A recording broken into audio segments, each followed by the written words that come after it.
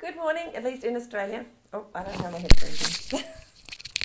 Although I think you can still hear me because the microphone is just there.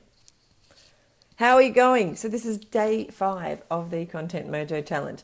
I would like to see a little bit more feedback in the Facebook group. I hope it means that you're busy beavering away, creating amazing content, ready for next week's awesome part of the challenge. If not, let me know what's stopping you at the moment. Is it just that it's a mad time of the year? I was just reading something from one of my friends who was talking to a group of hers, and she was talking about how this time of year is actually a time that so many people just kind of pull back and we stop doing things and we take it a bit easy on ourselves. But the reality is, especially if you're in business, if you were to push even a little bit harder over the next few weeks leading up to Christmas and then just after Christmas, you would actually be doing much better than your competition because they're not doing that. So if you want to be able to make some big steps in the direction of your goals, then this is probably the time to pull out the whatever it is and run very fast. In my example, probably pull out your running shoes and start actually pedaling as hard as you can and focus on whatever it is that makes your business work. I mean, in this instance, what we're saying is you really need to be creating some content. And so maybe that is what you should be doing, is allowing some time every day to get this content created, and then next week a little bit of time every day to create some marketing assets to go along with it, so some images and things like that, so that during Christmas, when you're sitting down having Christmas dinner or whatever, if you want to, you could just be shooting out the odd image, or you could have set it up in Buffer to go out later and do some of the automated stuff that we've talked about in the challenge as well. So I guess what I'm trying to say is examine what's stopping you now.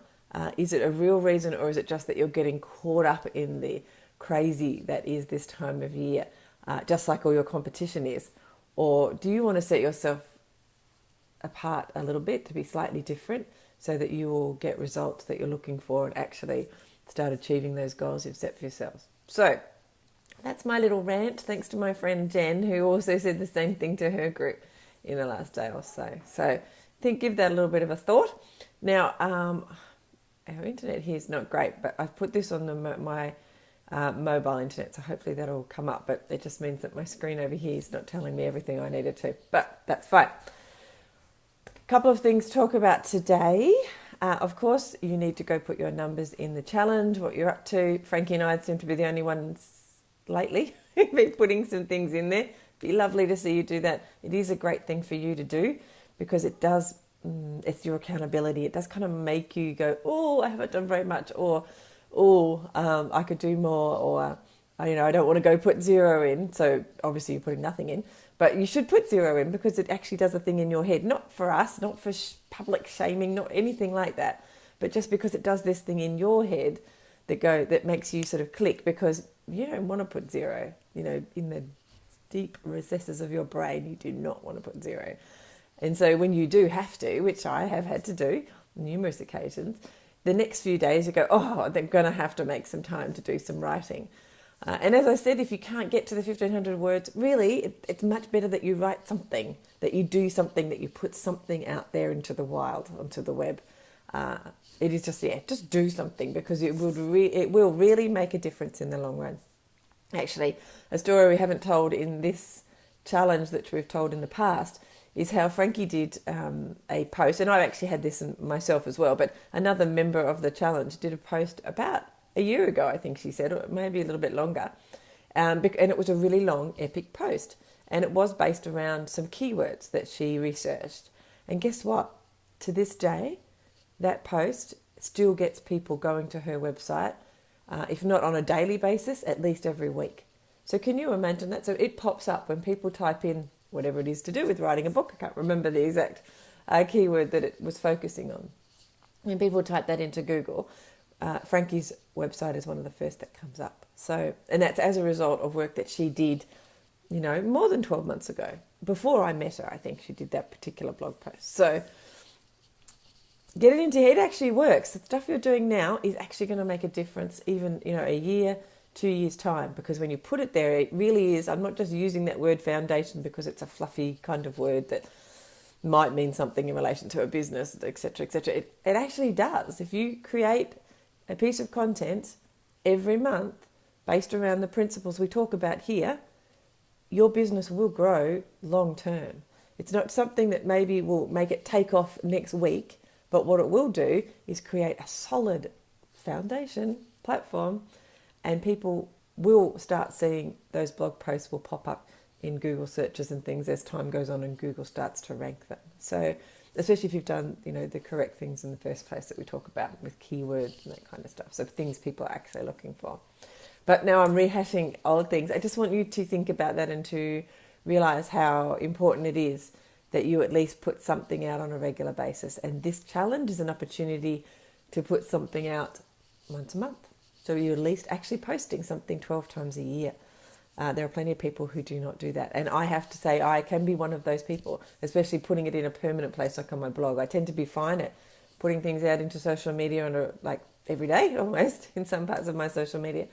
But actually sitting down and writing something, putting it into a format that Google will understand is not something that I have always done every month, even though I know I should.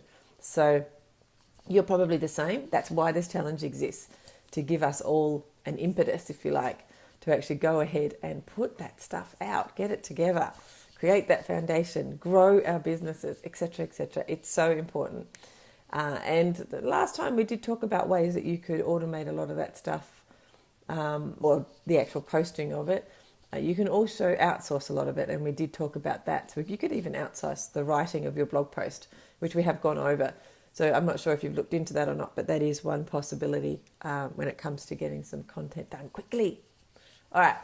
Now, I wanted to talk about the things you might be adding into your blog post. We talked yesterday about making it look good, making it easy to skim, that kind of stuff. So another thing that I wouldn't mind mentioning is adding things like case studies. So it depends on what your blog post's about, but case studies and, from stories. So being able to say this, and this is why, and here's an example of where it worked, or here's an example of where it didn't work. They really build up what you're trying to say. So even if you don't have any that you personally can put in, or you only have one or two, you can actually go search the web and find examples elsewhere. And that in itself isn't a bad idea, because you can then link to those. And when you link to those, it gives you a legitimate reason to go and have a conversation with those people if you want to, and put in, you can send them an email to the blog post once it's done and say, hey, Joe Smith, I've just mentioned you in my blog post, thought you might be interested, or something like that. And then if they like what you've written, they could share it with their audience. So you might have a small audience at the moment, but if you've chosen an example, referenced it in your blog post to someone over there who's got a bigger audience, and they then share it, which people tend to do. We all tend to share things that mention us because it's, because it's ego. We all tend to do that though. And it's good, actually. If you've written it, it's actually really good, because now you're sharing, you're sharing someone else's audience is now being shared with you, and that's awesome. And they want to share it because, hey, somebody's talking about me, and that just proves that I know what I'm talking about, or whatever. So if you can instigate some of that, certainly give it a go, because it works a treat, especially if you follow up with them and tell them that you've written a blog post that includes their website. So trying to find some ways to, provide proof, I guess, or examples. It sort of makes it a real piece rather than an academic sort of piece of writing. We're certainly not looking for academic piece of writing. You should be writing for a grade 6. So when you write for a grade 6, the things to pull out are real world sort of stories that people can relate to. So that's just something I wanted you to think about. And the other thing, we haven't talked a lot in this challenge, but it's in the training, which is what I'm looking at over your shoulder, is evergreen content. So we talked quite a bit about it in the last couple of challenges, but evergreen content is, well, it's pretty important in what we're trying to do. Like if we're trying to grow a foundation that will last for a long time, then having evergreen content, or content that lasts for a long time, that's relevant whether somebody taps into it now or in 3 years' time, it'll still be relevant. So if you're talking about things that are still relevant like that, then it's evergreen content. So even Frankie did one a couple of challenges ago about how to make money for Christmas. And so although that you wouldn't necessarily put that out in April, you could re-put it out again in, when was it, October. So, and even November. So you could actually just keep reusing it like that. So it's still evergreen, but it's seasonally evergreen. So think about that, because they're the most useful pieces of content that you can reuse over and over again. Potentially if you do this challenge for say 6 to 12 months and you use only evergreen content, you can actually then put all of those blog posts and the marketing assets for creating next week, and you can put them in an automated system which will just keep sending you traffic all year round. So you do 12 months worth of work, and then you plug it into an automated system, and it just keeps running around, sending all of that stuff out again in the next 12 months. Now, you might think, people don't want to see the same thing again. But the reality is, most people don't follow you like a microscope in that way. They tend to drop in and out, and depends on your business. But, many clients, they just come in and they grab what they want and then they're gone, and they only come back at some later stage when they want something else. And so being able to run through a cycle like that actually doesn't affect your bottom line at all. It'll depend on your business and whether you have a big community that does follow every little thing that you do. But even then, it's still a very applicable technique to use. So it could be the technique you use to get other people in, to get new people, that they find you based on the blog posts that you do, that kind of stuff, and that you keep re-advertising. So you don't put that blog post up on your website a second time, because it already exists on your website, and the longer it stays there, the better it is for Google, because it seems like an expert piece of content because it's been around a long time. So what you do is you use all that marketing collateral, the marketing assets we're making, the images and things, and you plug them into a system where it just spits it out to re-share that fantastic piece of content, evergreen content that you posted a year ago or 6 months ago or whatever. It's still just as relevant. And the first time round in social media, you probably didn't get everyone. I know that might be a surprise to you, but the reality is, the way social media works, even when you pay for it, you are not guaranteed to reach everyone that's even just liked your page, let alone other people. So resharing multiple times the same content is actually a very good strategy to make your good content go further, which is what you want. You don't want it to then sit on your website and just be quiet and not have anyone ever read it, because that's not very nice. All right, now, if anyone has any questions, let me know, obviously, over in the Facebook group. Love to see your questions. This chat is an hour earlier because I've got a coaching call myself shortly. Maybe the rest of the week is still on time. I think I've got a couple of coaching calls that bang on after this, but at the normal time, so that's fine. All right, go do some content creating. Go finish your blog post. Frankie's finished hers.